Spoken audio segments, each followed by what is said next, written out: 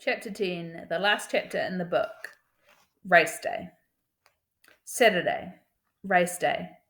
My first one ever. I got up early, met by the sweet smell of bacon and eggs, neither of which are actually sweet smelling, but you know what I mean.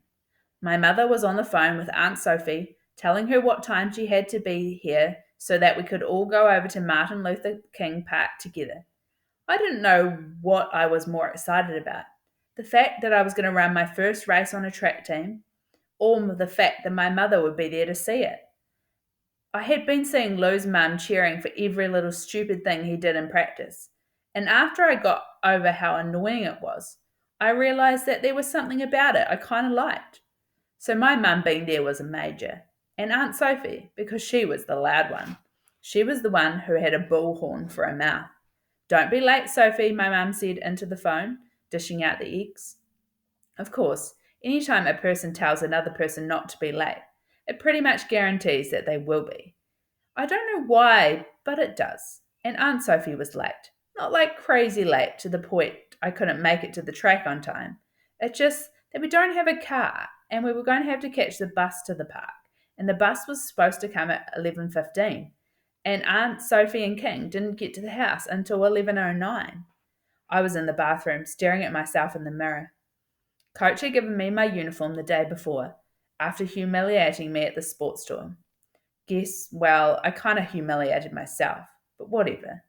When we got back to my house, he told me I had earned it and that he hoped he would never have to bail me out like that again. I won't really put you in the boot, he said, smirking. I'll just tell your mother and cut you from the team. That's way worse. Got me? Coach dangled my jersey and shorts out in front of me, and I did get him. Big time.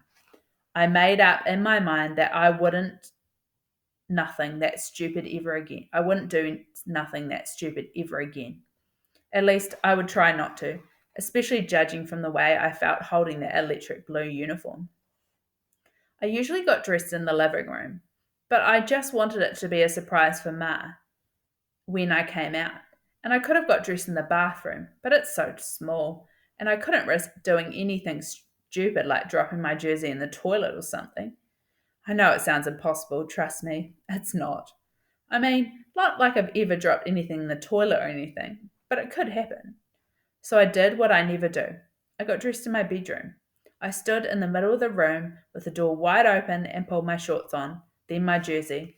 I looked around at the posters of LeBron on the wall, from when he played for Cleveland the first time. My bed. The same cover, same pillow, same everything as that night. I sat on it, my body sinking into the mattress, almost like it was wrapping itself around me, hugging me, like it missed me. And if the door wasn't opened and I couldn't see straight down the hall into the living room, I might have freaked out. But I didn't lose it. I just took a deep breath and let the flash of that night come over me. My mother, flash. The covers being yanked off me, flash. The hallway, flash. The gun, flash. Then I looked down at the floor, flash. My silver bullets waiting for me. I unlaced them, slipping my feet in, then relaced them tight. And just like that, I felt different. I was a defender. My mother had even given me a fresh haircut the night before, just for this day, and I hit the bathroom to brush it and see if maybe a few waves were popping out, or at least make sure it wasn't one of her jacked up cuts. Thankfully, she got it close to perfect, almost no patches. While primping in the mirror, I heard Aunt Sophie come in. She was hollering about how they were late because she had to make a sign to hold up while I was racing.